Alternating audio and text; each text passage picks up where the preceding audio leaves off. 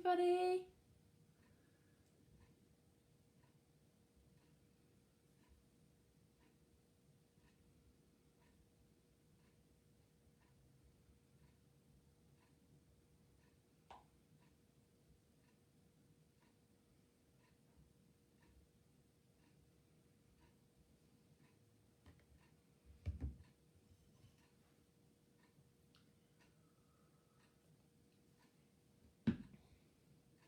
Happy Monday, everybody. Hope everybody had a nice long weekend.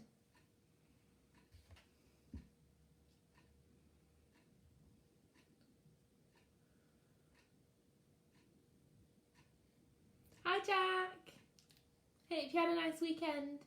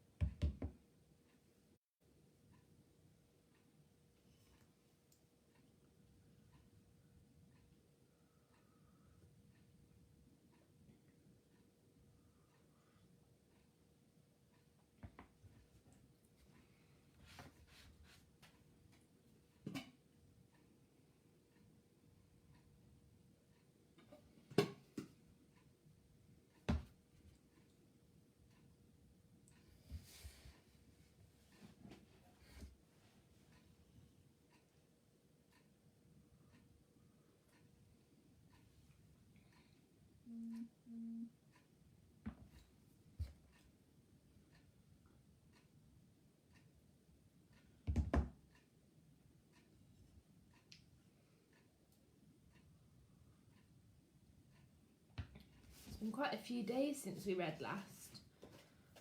I'll just flick back to remind ourselves what happened. So they met the explorer, didn't they?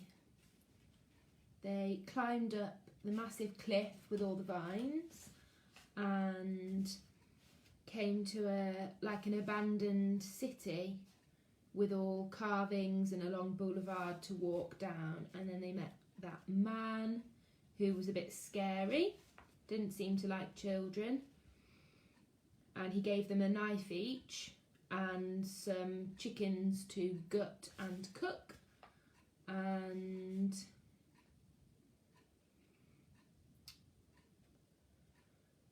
then he told them there was that part that they couldn't go behind.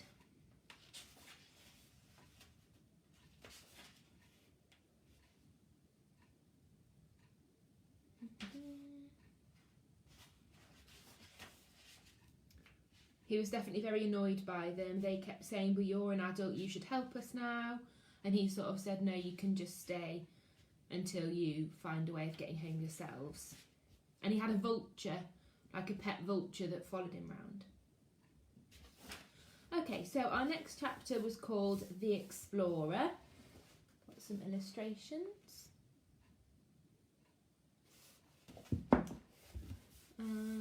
Let's make a start. The explorer returned as they were roasting the caracara, squatting outside their stone room with the meat on sticks. He held a cluster of mangoes balanced along one arm and a gourd of water in the other hand. They didn't hear him until he was very close. Con jumped and dropped her hunk of bird in the ashes. The explorer didn't look any of them in the eye. "You're all still growing," he said gruffly, "especially the small one. It occurred to me the bird might not be enough." He flushed as he set the gourd down next to their fire, dropped the mangoes in Max's lap, and turned on his heel. Fred jumped to his feet. "Please, just a minute. We wanted to ask, what is this place? Do other people know about it? Do you live here alone?" "Why, were you hoping to throw a garden party?" "I meant, do other people ever come here?" "Sometimes people pass by this place, yes." The explorer squatted down, took Max's meat, which had caught fire, out of his hands and shook it until it went out. He balanced it in the tips of the flames.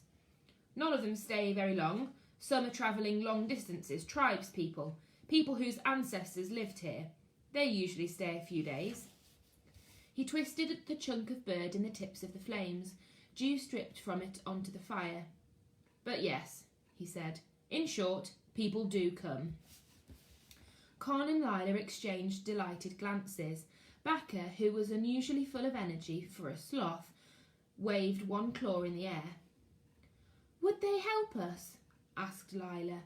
"Could they take us with them to Man House?" "They might, very possibly. It depends on the people." "How often do they come?" asked Fred. "Oh, every few years." He blew on the meat and handed it to Max. "That's ready." Fred saw Lila and Con sag. They each looked a little more tired, a little older. "Years," said Lila. "Our parents wouldn't be able to wait that long." "No, I had imagined not," said the explorer. "But in that case," began Con, "couldn't you—" She stopped as the vulture flapped out from behind a stone pillar and came to rest against the man's knee, eyeing her meat. The bird ruffled its wings at her and cawed. Con held her food closer to her chest. Lila took up her words. "Could you help us get home?" The explorer gave them an appraising, sharp-edged look. "Perhaps." "Perhaps," said Lila. "I could point you towards Man House. It's a month's walk, or a week and a half by canoe. I could give you some provisions and a map. I might come a short way with you. I'll have to see." Lila's eyes lit up. "That would be absolutely But," said the explorer. "But?" Fred held his breath. "You will have to swear never to speak about this place, never to tell that you saw a city in the jungle. More than swear, you will have to prove to me that you will not." "What?"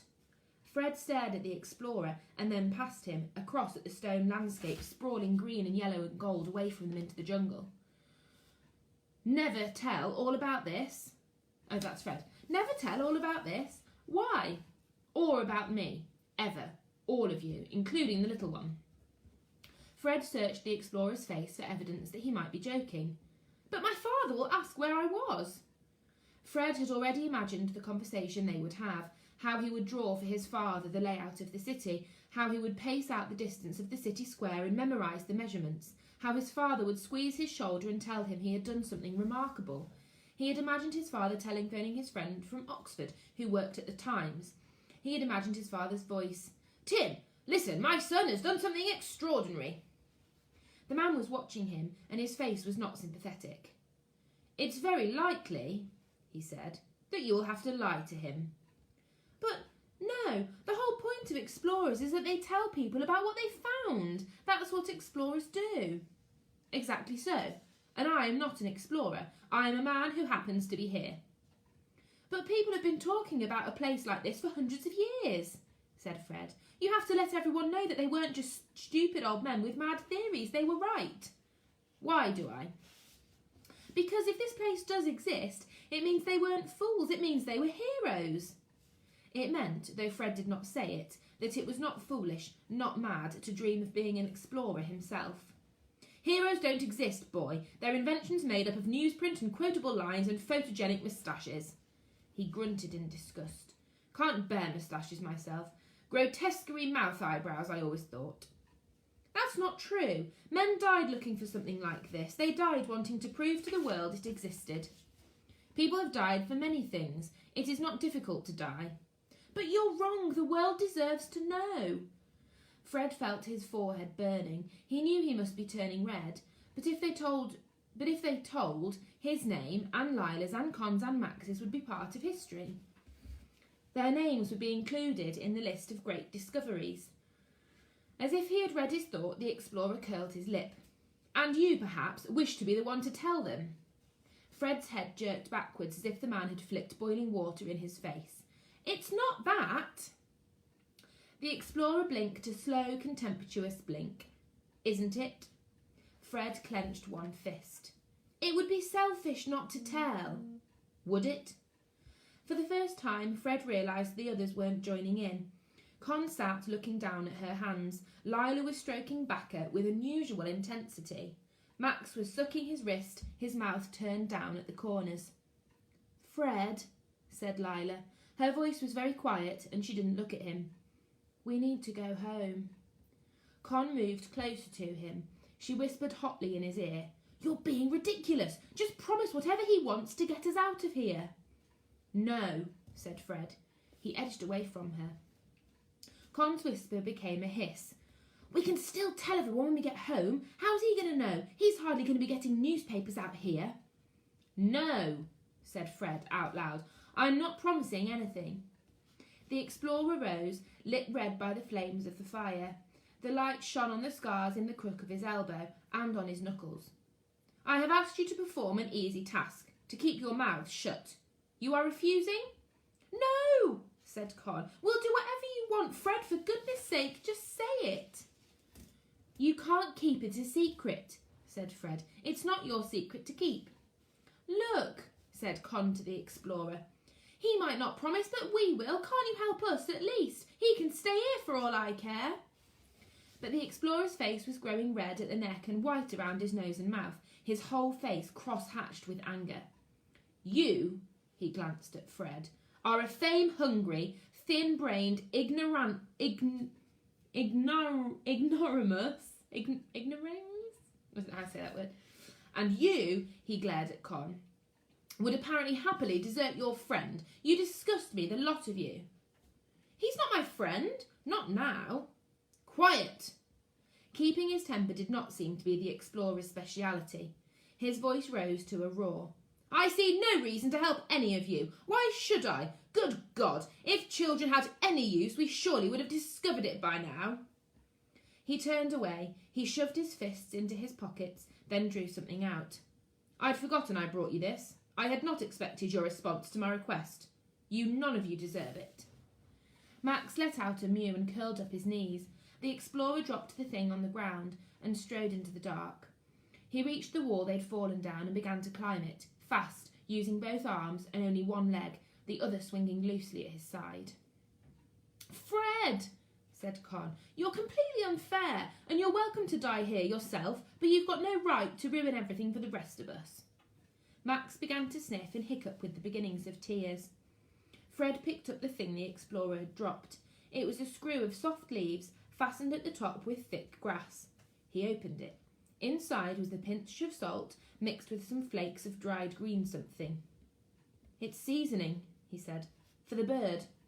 Stop changing the subject, snapped Con. Look, you've got to agree. Go and run after him and tell him you've changed your mind. I can't. Why not? You don't have to actually do it, you just have to say it.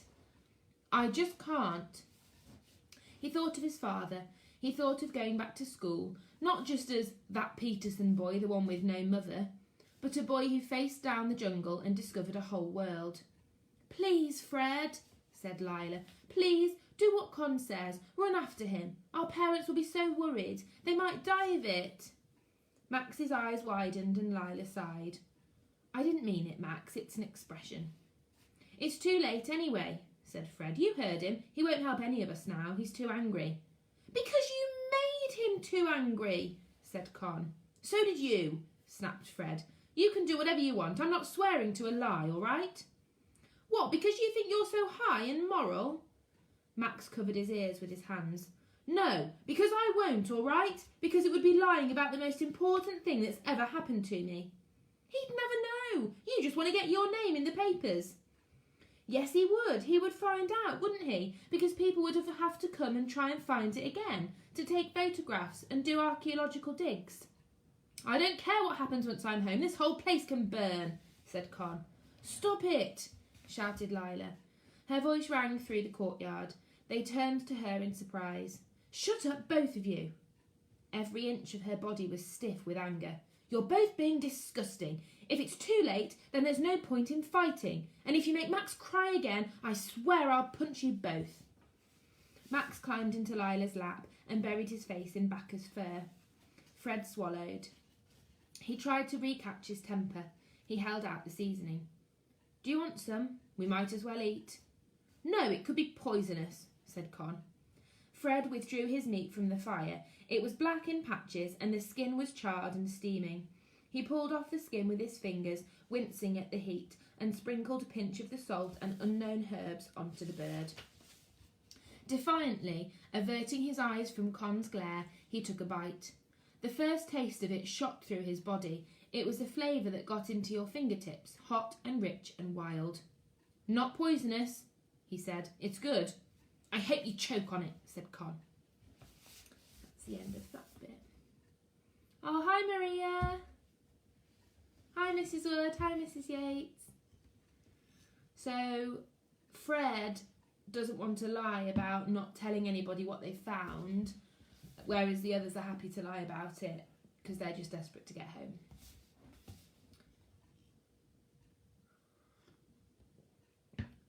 Soon it was entirely dark, but for the fire and the moon. The flames cast light out into the city square, throwing its corners into strange dusky shapes. Con shivered as a cloud swept past the moon, lengthening the shadows. Lila hunched over and began to search Baccha's fur for ticks, avoiding Fred's eye. Fred looked towards the curtain of vines. They hung in the dark, a great green sweep of shadow covering the right-hand corner of the square. "What do you think's behind there?" he asked. "What do you think he doesn't want us to see?"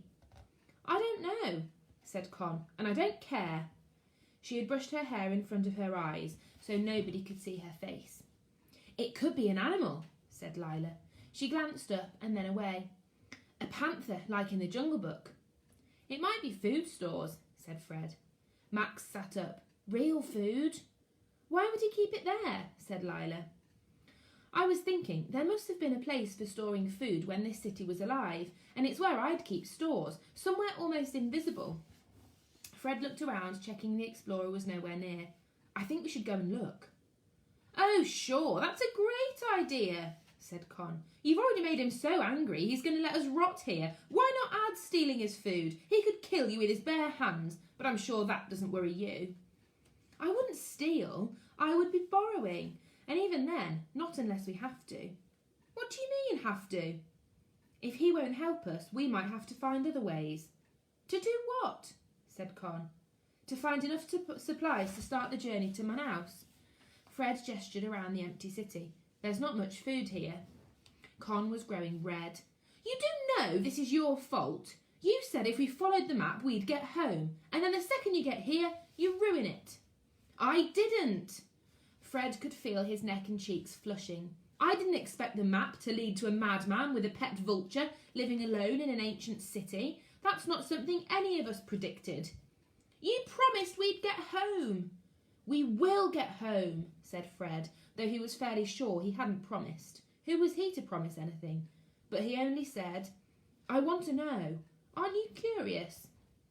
"No," said Con. She swiveled on her bottom and turned her back to face him. He could see the sharp thinness of her shoulder blades poking out through her blouse. He would never find out. And if he could find food, Fred thought, then it wouldn't matter what the explorer said or did. They could get back on the raft and go looking for Manaus. If he could find food, then the chill of Con's anger and Lila's disappointment might be swept away. "Do what you want. I'm not going over there," said Con. "Lila?" asked Fred. Lila had been watching them argue, her head turning from one to the other, her eyes growing steadily more unhappy. "It's getting dark. He wouldn't see us. Do you want to come?" Lila hesitated. "I don't know. He trusted us." "But he doesn't. He clearly doesn't trust us at all. He won't even tell us his name." "Please," said Fred. The wall of vines hung like a threat in the corner of the city square. "It's just to look." Lila stared out across the dark square. "Fine, okay, I'll come." "Thank you." Fred jumped to his feet. "Are you sure, Con?" "Very, very sure." "Could you look after Max?" said Lila. "He's not yet figured out how silence works, really." Con agreed, though without too much pleasure.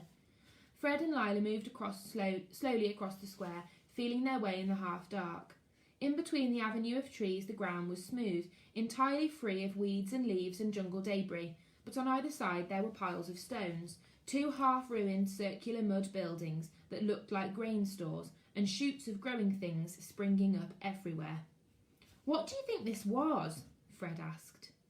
"I don't know, but if this was the city square, then those statues would be their town monuments. Or maybe their gods. Like we have lions in Trafalgar Square." At the thought of them, a gust of longing for home swept over him. "Yes, our papa talks about them, and then everyone would live around the sides of the central avenue, or up in the jungle in tree houses. That's how I'd do it anyway." "He's crazy to tell us to keep it secret," said Fred. "It's amazing. It's not like anything I've ever seen in my life." He glanced at Lila from the corner of his eye. He can't keep it all for himself. Lila didn't reply. She only stared fixedly ahead. There was the sound of footsteps running behind them. Fred sprang round, but it was Con, with Max in tow. "We've changed our minds," said Con, panting hard, "but we're not talking to you." "She made me come," said Max. "She saw a shadow and thought it was a snake." "I didn't, you little rat!" Lila and Fred exchanged glances. "You'll have to be quiet, Maxie," said Lila. "I'm always quiet," said Max with dignity.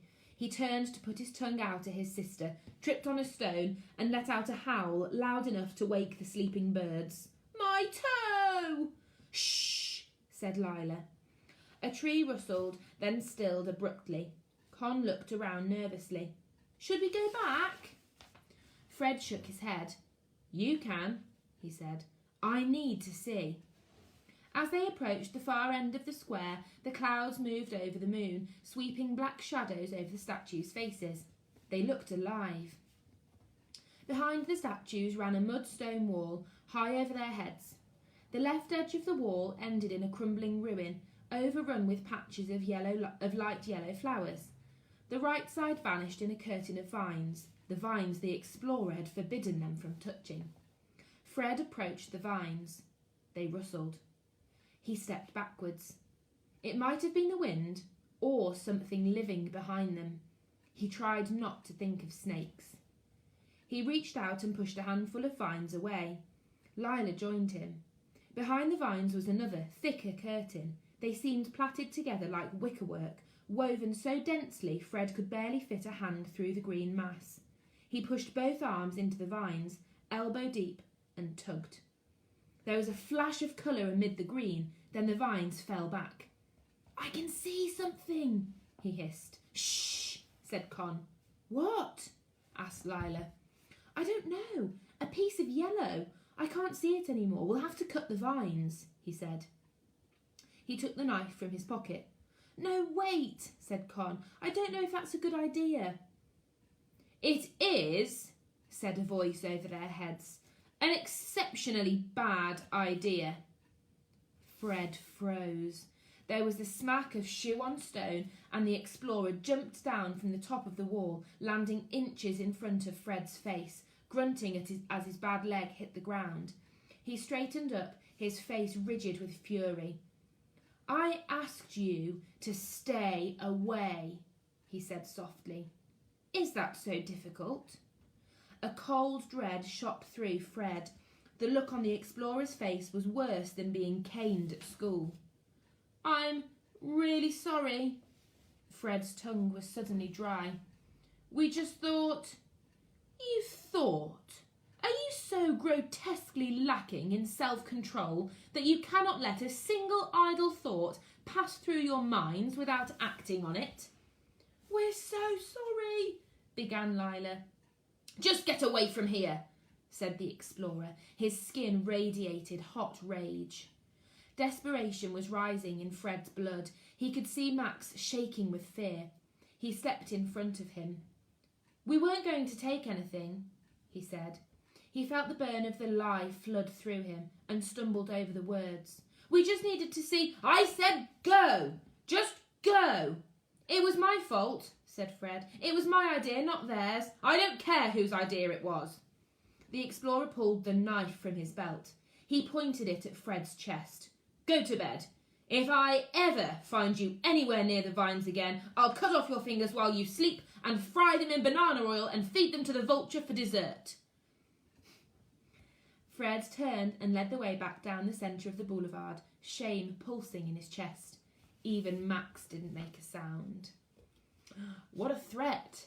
Fingers being sliced off and fed to the vulture. The next chapter is called The Trap. Fred woke twice in the night to find his nose pressed against the bare stones and mud of the floor, and his breath coming in gasps.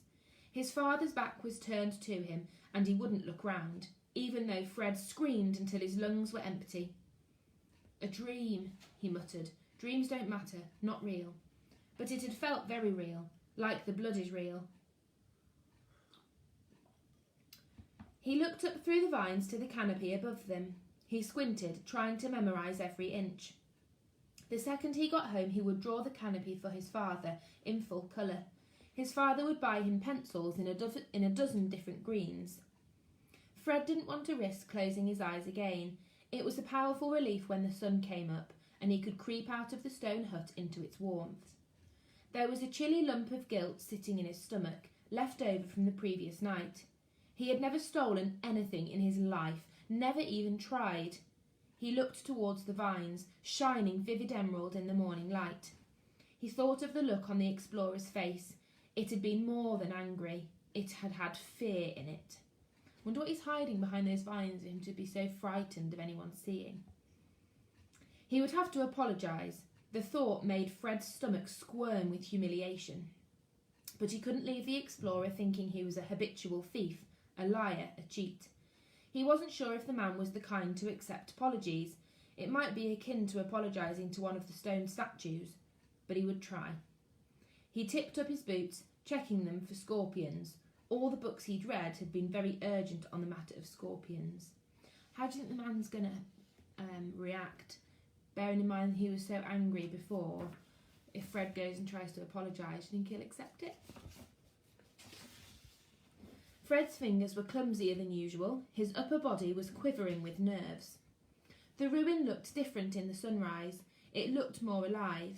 There were places where vines had covered the half-fallen remnants of walls that ran along the far end of the square. Places, too, where the vines had been hacked back, and he could see the marks on the stone where it had been cut from the parent rock. Fred walked slowly through the open square, staring upwards. The canopy over them was intricately constructed, woven from the branches of the trees that had sprouted among the stones and nestled against the city walls from a network of vines. It was a green tablecloth for a giant, laid out atop the trees. There were holes in the green scattered everywhere, where the sun burst through in bright light, and one vast gap, just above the statues, where the stones shone yellow. Directly under it, a single tree stood, burnt of all leaves, perhaps by the sun, Fred thought, or a very small forest fire. A tiny mouse-like creature with enormous ears was basking in the heat of the morning. It scuttled away as he came near. Fred approached the stone statues, his stomach knotting tighter with every step. They were twice as tall as he was, and so worn by rain and time that their faces were smoothed of expression. The man and the woman were identifiable only by their bodies, the panther by her tail, but still in places he could see where tools had cut at the stone. He reached out and touched the panther's paw. Only half of it remained, but he could see where her claws would have been, how her yellow stone would have glowed when she was new. The explorer, though, was nowhere to be seen. Fred was just about to turn tail and run when he heard deep breathing ahead of him. A tree had grown through the stone floor to the left side of the statues. The explorer was asleep in a hammock woven from lianas in the shade of the tree. He lay in it diagonally, stretched out in a direction that was almost as flat as a bed. Fred made a mental note to only lie in hammocks diagonally from now on. Under the hammock was a cluster of things: a small pot of ink, a quill made from a vulture feather, a piece of bark with some notes, and an enormous pair of shoes. Fred moved closer. The explorer looked much younger asleep and softer. "Boy!" The man did not open his eyes. At least he didn't seem to. "I hope you have a good reason for waking me." Fred's chest grew hot. "Sorry, he began. How did he know it was him? He must, Fred thought, have been peeping from between his eyelashes. "I could smell you," said the explorer, as if Fred had asked the question aloud. "And you breathe differently. The English girl breathes through her teeth. The Brazilian girl with the ropes of hair breathes as though she fears waking the world. The small boy appears to be breathing through a veritable revolutionary barricade of snot. And right now, you are breathing as if you're afraid I plan to throw a knife into your kneecap." Fred flinched, but the explorer didn't seem to notice. He sighed and stretched. "It's no good. I'm awake now." "Oh, I hope you slept well?" asked Fred. The explorer sat up and scratched his chin. "This isn't a rooming house in Bournemouth. You don't have to talk like an old woman. Fred felt his forehead grow hot. I was trying to be polite. My father says be ruthlessly polite, if only because it's easier than all the alternatives. How practical of him. The explorer extracted a red and black bee-like insect from the hem of his trouser leg and crushed it between his palms. In future, boy, it's best not to come near me when I'm sleeping. If you need to wake me, throw something from a safe distance. Why? I have a startle reflex. Fred must have looked as puzzled as he felt, because the man added, I was captured once. By Germans? No. By natives? Not by the people you're thinking of. Not by the indigenous people to whom this land belongs. By the owners of a rubber company. I didn't like how they were treating the people who lived in the forests around them. Is that how your leg? I have very little desire to talk about it. Fred stepped backwards. There are looks that make you want to hide behind your own back. He forced himself to speak. I wanted to come and say I'm really sorry about last night. It was coming out wrong. He sounded as if he were apologising for failing to hold open a door. He swallowed. Properly sorry. The explorer raised a single unimpressed eyebrow. And that's where we'll leave it for today. So we'll see if he forgives him and agrees to help the children on Wednesday. Same time, 5:30. I hope you enjoy your week, everybody.